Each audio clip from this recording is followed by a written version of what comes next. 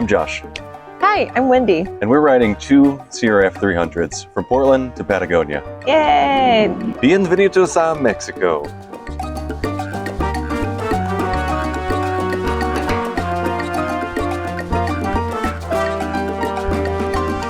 We had a little bit of trouble crossing the border. We crossed over into Tijuana. Josh, first border crossing. Do I go? I mean, it didn't say advance yet, Josh. Well, I'll take my picture.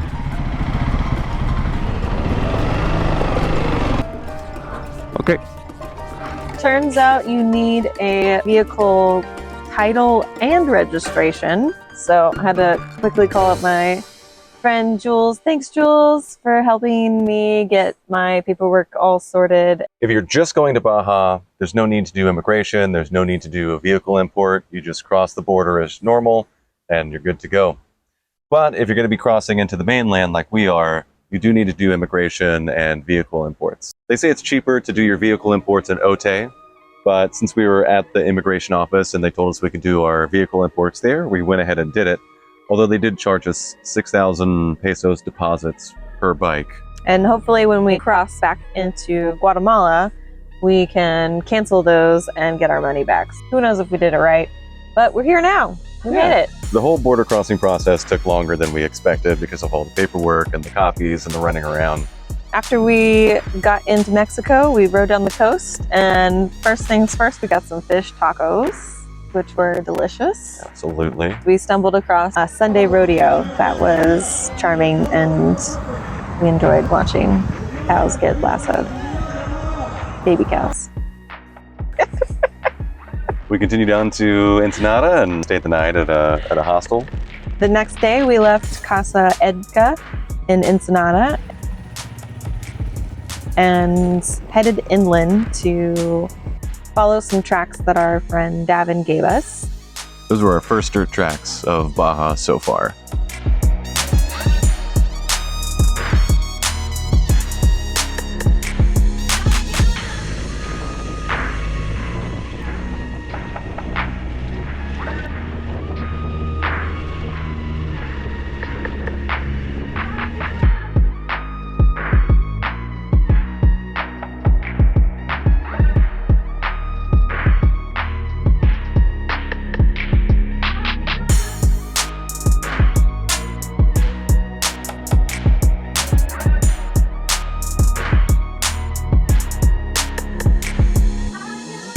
Holy shit! That is a stunning sight! Ooh, gnarly.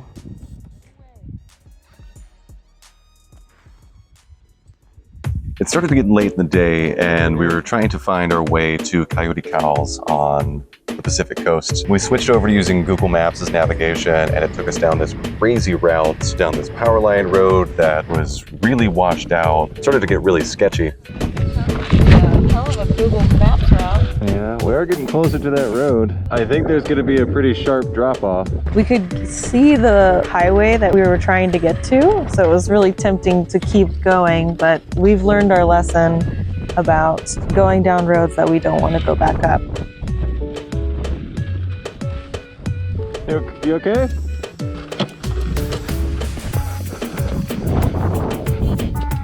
That looked really impressive. Around that corner looks a little down.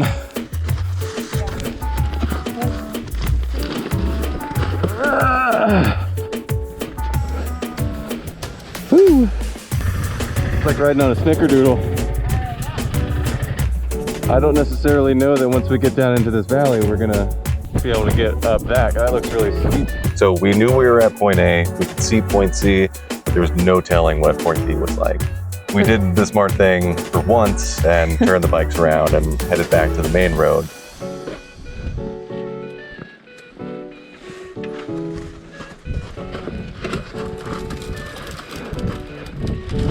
Oh, dang it.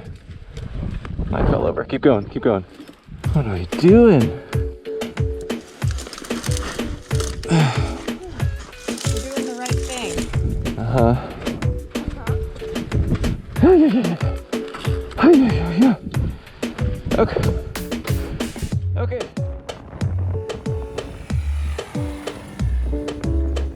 That was so close to being a shortcut. So close to being a shortcut. It definitely looks like it'll get us there into this town. Yeah.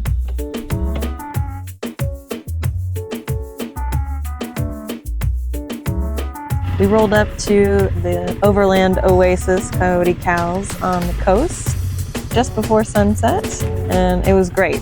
We got dinner, we got beer, we got a shot of tequila, and waited around for a group of side-by-sides that were rolling in late. They had run out of gas, or at least a handful of them had run out of gas on the way to Coyote Cows. Spent a couple hours chatting up the fellow that was driving their chase truck until the rest of his crew rolled in. It was their last day of their trip, so they gave us some of their extra gas and we went on our merry way. Our next big stop was going to be Mike's Sky Ranch, but first we headed down the coast on some dirt tracks that were absolutely gorgeous.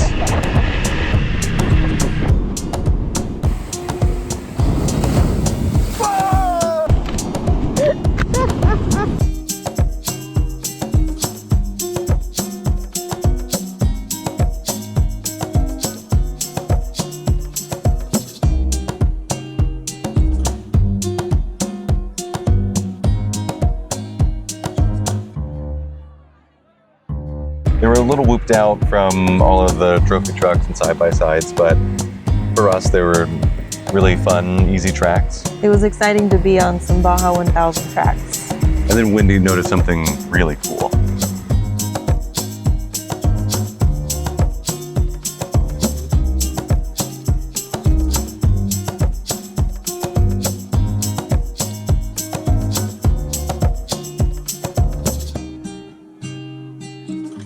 There was a couple blowholes that we saw off in the distance that we got to ride up to, and I noticed some dolphins that were off the coast that were swimming along and nursing their baby dolphins. It was so cute. It was really tempting to continue down the coast because the roads just looked beautiful. Mm-hmm. But we still really wanted to make it to Mike's Sky Ranch. So we headed inland. The beginning of this dirt track wound through this valley, through a few water crossings. So close to being out of the sand.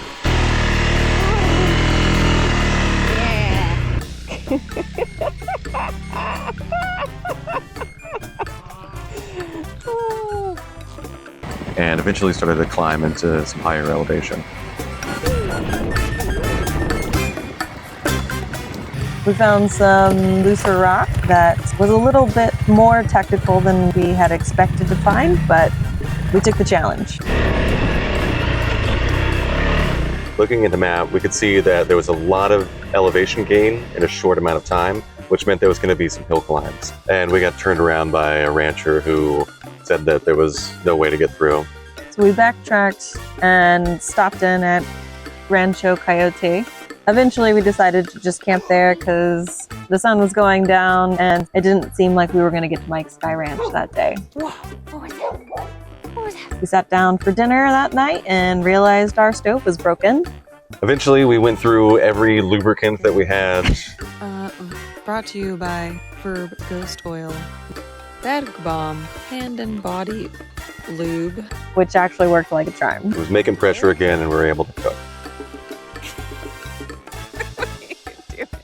So the next day, we continued on through the mountains to Mike's Sky Ranch. It was brutal. Yeah, it was a little difficult. We might have taken the most difficult way to get to Mike's Sky Ranch. The Baja 1000 has gone through Mike's Sky Ranch for years and years and years, and these tracks are really worn out. So the trick is to not go in the ditch. Overshot it a little bit, but oh, so close. You okay? Oh.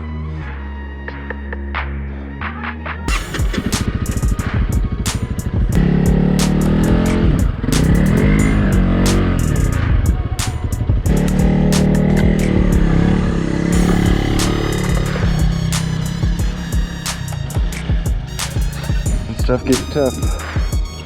Take off the tank bag. Woo! Oh, that's a lot. Stay on the pad.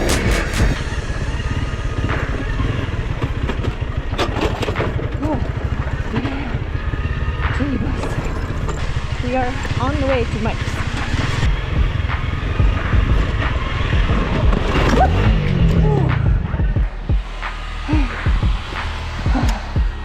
I'm down.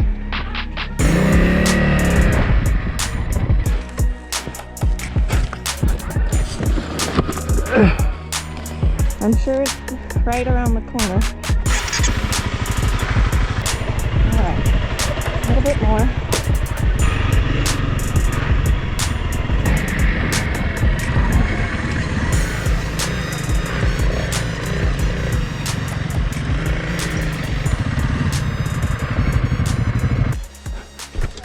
Look at all these good boys. Mike's Sky Ranch is kind of like a Baja 1000 clubhouse. You walk into their cantina and there's t-shirts, signs, and stickers of all the motorcycle clubs that have trekked their way through. We checked out their very lovely, very green pool, but decided probably not a great idea to take a dip in that. Better stay out of there. Pet some dogs, which gotta pet some dogs. Yeah. Very good boys. Out of Mike's Sky Ranch, we took the route that runs north, and it's so much easier. If you don't want the challenge, Come in from the north. If you do want the challenge, come in from the west. I do love off-roading, but every once in a while you get to that breaking point where you're like, I'm having 20% fun right now. On the road to San Felipe, we saw some fun new cactuses that we'd never seen before. Yeah, it was kind of like turning into a Dr. Seuss book of cactuses. It was a great ride into San Felipe, and our first view of the Sea of Cortez was beautiful and blue. We were ready to set up shop at a palapa in San Felipe and take some R&R time. We mostly just did errands though. Yeah. Turns out motorcycling full-time, you still can't avoid going to the bank, Going to the grocery store. going to the grocery store, going to the pharmacy. We continued our cactus tour south and got to the Valley of the Giants, where we paid 200 pesos each to go look at cactuses. Oh my God!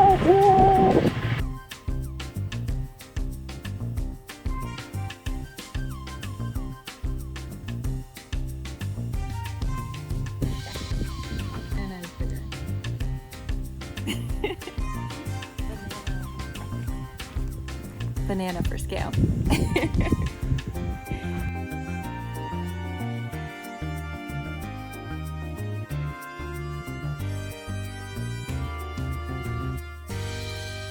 If you want to spend 200 pesos to see cactuses, go to the Valley of the Giants. If you don't want to spend 200 pesos, just keep driving south because there's a lot of cactuses. The whole day was a cactus tour of North Baja.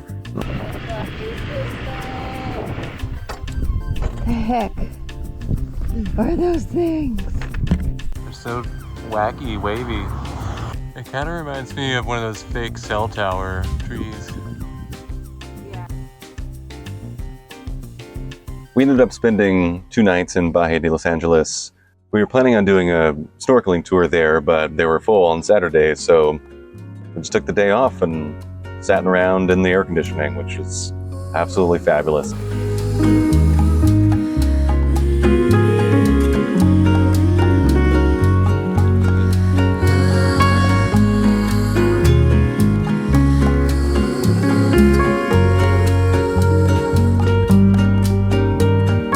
So the next day we woke up for our snorkeling tour. Normally whale sharks are in the bay end of August, and this was end of October, so we might have missed our window.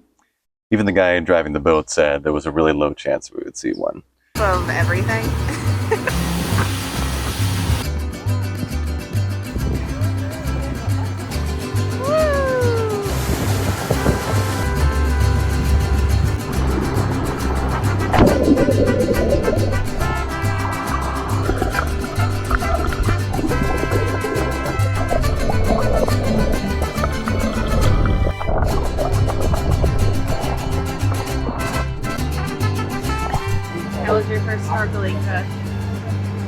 boogery. Got a lot of water in my nose and in my head. Get out of there. Saw some fish.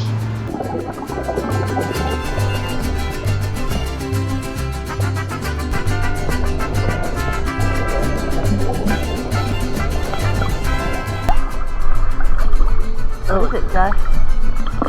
I got a whole ocean in my nose. Ocean in the nose. Oh no.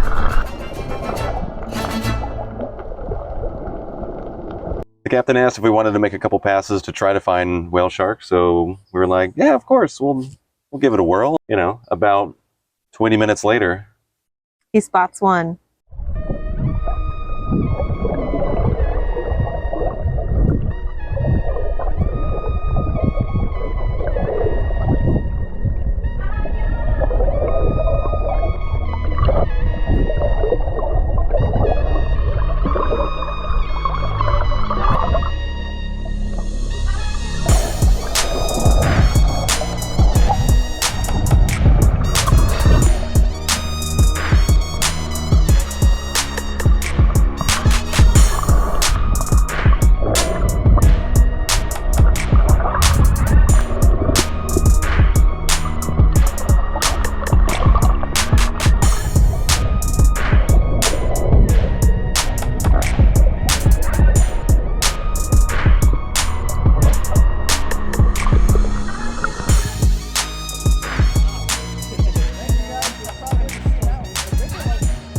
Get it.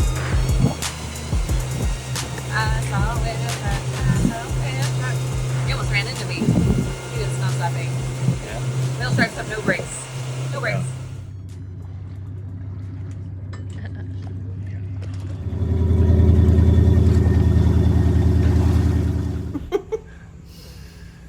It's so good.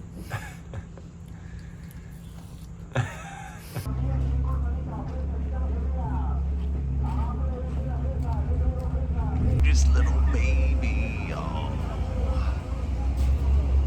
After our whale shark tour, we went and got some tacos and ran into a group of large motorcycles. There's about 8 of them in total.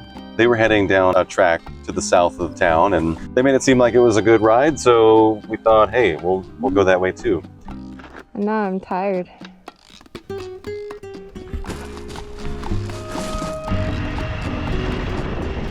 Dang.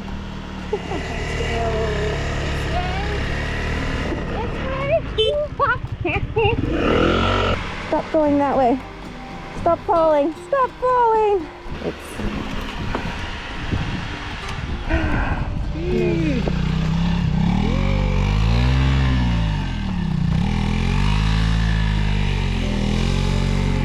And ended up in this little fishing village that had a gorgeous beach.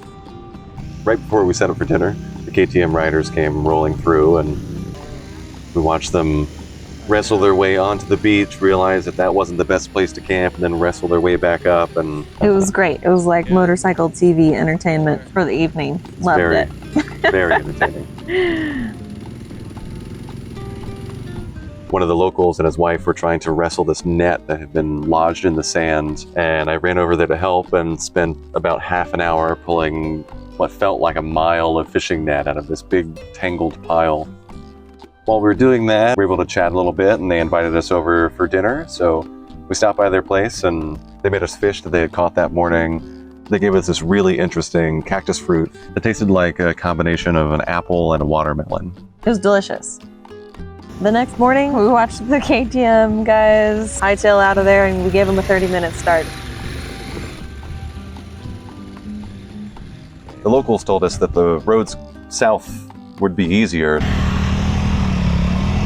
Nice one, Joe. Flashing.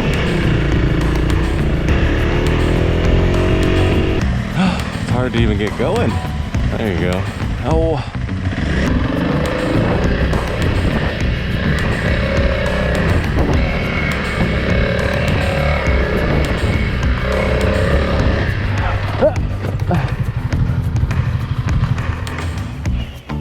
Got me. But, of course, after about 30 minutes or so, we came upon them and they were stuck in the sand section. How's it going? One As of the- were we, stuck in the sand section. we were struggling just as much as anybody else. But one of the KTMs had burnt the clutch out. So they were trying to figure out what they were going to do out there in the middle of nowhere. They're 40 miles in and 85 miles out with not a lot of resources to haul a big GS out of the sand. You're cruising. If you hit the front of our group, you tell them. Yeah. You mind doing that for us? That'd be awesome. Yeah, absolutely. Appreciate that. Let them know if they back their ways. St. John's 890. We'll try to send the message along, although I see a dust cloud up there. I don't know if they're coming or going. Good luck, guys.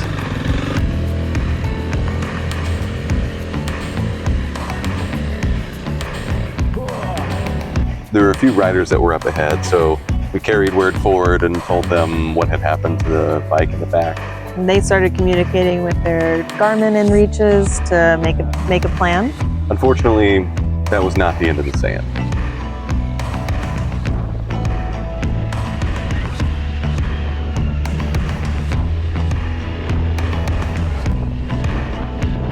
A kind of difficult ride getting out, but we made it back to pavement so that we could get all the way to San Ignacio.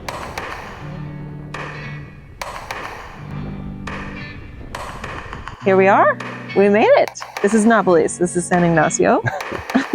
If you're passing through, I would highly recommend stopping here. It's nice to trade all the cactuses for a little palm tree paradise every now and again.